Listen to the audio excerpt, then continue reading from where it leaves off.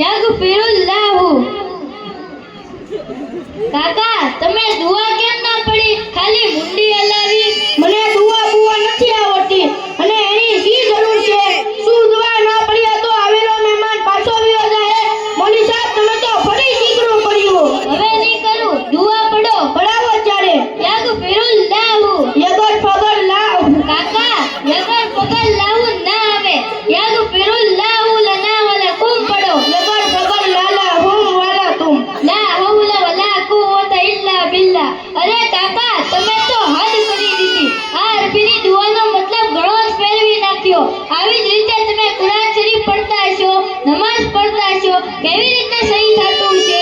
તમે સહી પડવાની કોશિશ કરો, નકર અલ્લાહ તાલાને તમારી પકડ થશે. એ તો અલ્લાહ માફ કરશે, જેવું આવડ્યું એવું પડ્યું. અલ્યા બે જણા હું મગજમારી કરો છો? હું ક્યારનોય ઘેર બેઠો બેઠો તમારી વાતો સાંભળતો હતો. અલ્લાહ કમના આપણે 50-60 વર્ષથી નમાઝ પઢીએ છીએ, દુરૂદ શરીફ અને દુઆઓ પઢીને અલ્લાહની અબાબત કરીએ છીએ. એટલે દાદાજી તો બધું હરખું જ હાલતું હતું અને હવે આ મારા બેટા આજકાલના મૌલવી કાકના કાક રોજના રોજ નવું ને નવું હાટકું લાવે છે. હાલ કમના આ તો ખોટું મગજ થાય છે. અસ્સલામુ અલૈકુમ. વાલેકુમ સલામ. કાકા આ નવું હાટકું નથી, આ તો ઇસ્લામ, કુરાન અને ઇબાદતનો તરીકો છે. એટલે જેમ કાયદો હોય એમ કરવું પડે. તમે તો રમણ ભમણ કરી નાખ્યું. આવું ચાલતું હશે કાંઈ? ના મોલ સાહેબ, હાવ એવું નથી કે અમે તો કઈ જાણતા જ ન હોઈએ. નમાજ તો અમારી પાકી છે. કાકા તમારી નમાઝી પણ ઈ જ હાલત છે. એક જ દુઆથી બધું મને સમજાઈ ગયું. ના ના, તમે હાવ એવું મત સમજી લ્યો. તમે કહેતા હોય તો આખી નમાજ સંભળાવી લો. તો ખાલી અત્યારે સંભળાવો, તમને પણ વિચાર કરી લઈએ. સાંભળો ત્યારે. અત્તહિયાત તો મને પાકી આવડે છે. મને મારા ફતેહ કાકાએ શીખવાડી હતી.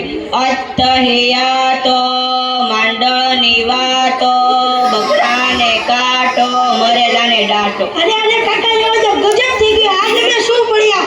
તમારી આટલી બધી ઉંમર બરબાદ થઈ ગઈ, હજુ સુધી તમે નમાઝ પણ ન શીખ્યા? અરે મોલ સાહેબ, આ તો પહેલેનું શીખેલું હતું એટલે અમે સમજતા હતા કે બધું આવું હશે એટલે કાંઈ ફિકર ના કરી. પણ પઢવાનું થોડું આધા પાછું થાય એમાં હું ખાટા મોડું થાય. કાકા ઘણું ખાટા મોડું થઈ જાય. જો હું તમને પૂરી વાત કરું, જરા ધ્યાનથી સાંભળજો. કહો કહો, ત્યારે હું કાન ઉઘાડી દઉં છું. તમે કોર્ટ કચેરી કે સરકારી ખાતામાં અરજી કરવી હોય તો તમે પોતે લખો છો કે કોઈ ભણેલા ગણેલા પાસે લખાવો છો? એ તો કોઈ જાણકાર પાસે ન કે વકીલ પાસે લખાવવું પડે. તમે પોતે લખો તો હું વાંધો? અરિયા બેટા, અમે તો અભણ છીએ એટલે કોઈ ઘાટ આવે તો બફાઈ જાય. અને આ તો સરકારી કાગળિયું કહેવાય એટલે કોઈ કલમ ઠોકી દીધી હોય તો હલવાઈ જઈએ. હા કાકા, આવી જ રીતે કુરાનની ભાષા અરબી છે અને નમાઝમાં પણ બધું અરબી જ ભાષામાં પડવાનું હોય છે. એ પણ તમે શીખ્યા વગર ને સમજ્યા વગર પડો તો બધું બફાઈ જાય. બિલકુલ બિલકુલ મૌલવી સાહેબ, વાત તમારી સાચી છે. હવે મારી સમજમાં આવી ગયું. મને સાહેબ હવે તો હદ થઈ ગઈ, પણ શીખવું કેમ એ તો બતાડો. કાકા થોડું થોડું શીખવાનું ચાલુ કરો.